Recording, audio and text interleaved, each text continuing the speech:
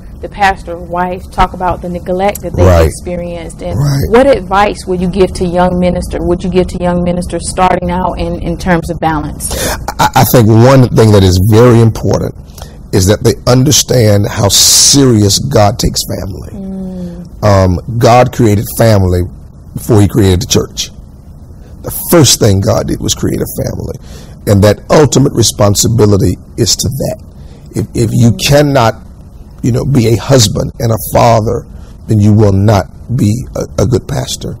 I think you've got to be confident enough so that you don't seek to feed your ego or build your confidence by being a pastor. Say that one more time. I think what happens to a lot of in this younger generation of pastors, they are so ego needy, and they masquerade it in arrogance. But they're so ego needy that they are on title search and crowd search, and you can get so caught up in that you begin to believe your own press, and you begin to think that you are who you are in your title, and you're not.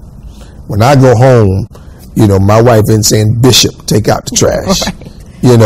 Bishop, no, that's my responsibility at home. I am the bishop of my house, to be sure. I'm the head of my home, but I'm the head of my home as Rudy. I'm not the head of my home as Bishop McKissick. And I think every young pastor needs to remember that. That's awesome.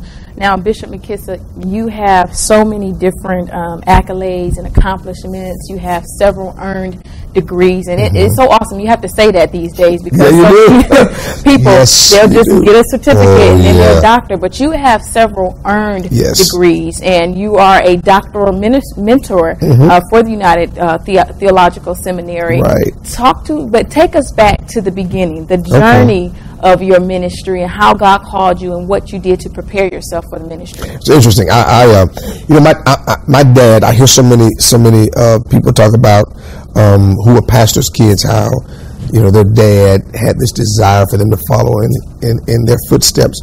My dad never pressured me. We never even talked about it. It was never a conversation growing up. Son, I want you to be a preacher. So, people around the church would be like, "Oh, you're going to be a preacher." And I'd be like, "Yeah, all right, whatever." It just wasn't on my mind because my dad had given me so much freedom to be a real child and to be a real teenager. I mean, I went to parties, I hung out, I didn't disrespect my dad's name. I recognized who he was. I mean, I did my share of mischief, as every teenager does. I did some things I shouldn't have done. But on the whole, I made sure I didn't disrespect their name. So they gave me that kind of freedom. I never felt the pressure to be a preacher. I went to school to be an opera major. I wasn't thinking about preaching. It was nowhere on my mind. And my junior year of college, I was playing intramural basketball, and I had an old knee injury that I re-injured. And my surgeon, of course, was here in Jacksonville from the first injury. And the injury was so traumatic that he said, "Listen, you got to take a year off from school to rehabilitate." And I'm like, "I'm not doing that." So I prayed about it, and went over to Jacksonville University and talked to them over there. They had known me from singing around town in high school. They accepted all my credits from Florida State. And I'd been at Florida State for 3 years. And so I came home and finished the degree there. Well, one Sunday I'm sitting in church. My dad preached this sermon called "When Selfishness Mixes with God's Business."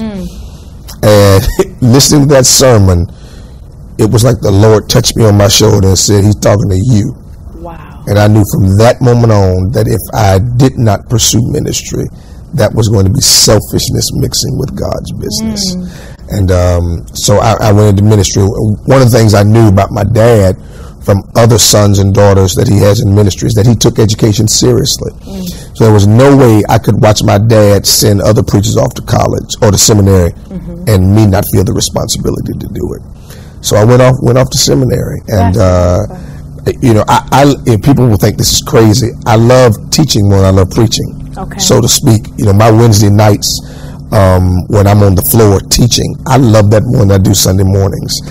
academics is just kind of my love, and so school was just always something I was excited about. That's awesome. And you talk so passionately about your father, and so that's a great lead-in to talk about the uniqueness of the relationship you and your father have as you both pastor Bethel Baptist. Right. Describe your unique relationship as it relates to ministry. Yeah, my dad and I are very close. I'm an only child, and so we are very close. And it is unique because we're close, but we are as different as we are close. Okay. We are totally different. Okay. My dad is a people person.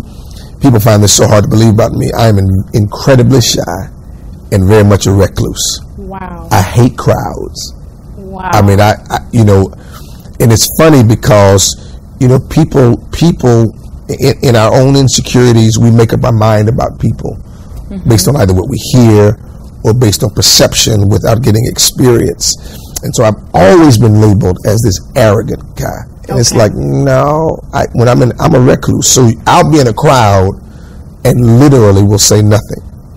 And people will say, oh, that's because he thinks he's better than everybody. No, I'm shy. Okay. I just kind of cut it on when I go on that pulpit. I'll cut it on if I'm one-on-one with somebody. Even then, I'm really shy. I hate talking on telephone. I'm very shy. Wow. So we're so different in that angle. So, here for 30-some years has been this people person pastor, hugs and kiss everybody. That ain't me. I'm growing into hugging. That just wasn't my thing. And it wasn't like I didn't like you. I'm just very, very shy. So that's taken a lot of getting used to be comfortable that I'm different than him. Sure. And to even get comfortable with people not liking that I'm so different than him in that area has been a unique challenge. It has not affected our relationship. Sure.